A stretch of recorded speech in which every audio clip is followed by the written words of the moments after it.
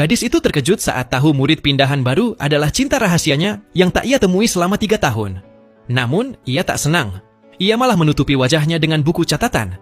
Anak laki-laki itu mendekat dan bertanya apakah boleh duduk di sampingnya. Karena gadis itu diam, ia bersiap duduk. Tiba-tiba, sahabat gadis itu muncul dan mendahului duduk di kursi itu. Gadis itu langsung lega.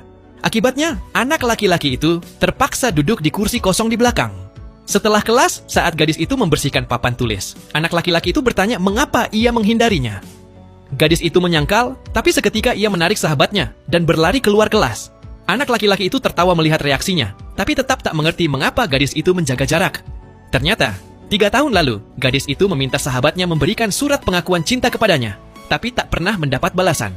Ia mengira anak laki-laki itu menolaknya, membuatnya terlalu takut untuk menghadapinya. Keesokan harinya, anak laki-laki itu mengikuti gadis itu dan mengantarnya pulang. Ia mendekati bayangan gadis itu di bawah lampu jalan, di mana bayangan mereka seolah bergandengan tangan. Sebelum pergi, ia mengajak gadis itu ke perpustakaan untuk belajar bersama keesokan sore. Gadis itu tak ingin lari lagi, jadi ia setuju. Untuk mempersiapkan pertemuan itu, ia meminta sahabatnya membantu memilih gaun cantik. Sebelum berangkat, sahabatnya menyemprotkan parfum padanya. Namun, karena tiba lebih awal di perpustakaan, gadis itu tertidur. Saat anak laki-laki itu datang, ia mendapat telepon dari rumah sakit, lalu berbalik meninggalkan perpustakaan. Karena menunggu lama tanpa kabar, gadis itu pergi ke rumah anak laki-laki itu. Ia terkejut mendapati upacara pemakaman diadakan di sana.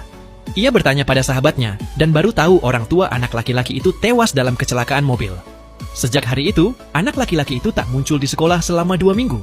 Khawatir, gadis itu menunggunya setiap hari di jalan menuju sekolah sambil membawa sarapan. Suatu hari, anak laki-laki itu akhirnya muncul. Gadis itu menghentikannya dan menyerahkan sarapan, tapi ia menolak dengan dingin dan pergi. Gadis itu sadar anak laki-laki itu sengaja menghindarinya. Usai kelas, ia buru-buru meninggalkan sekolah.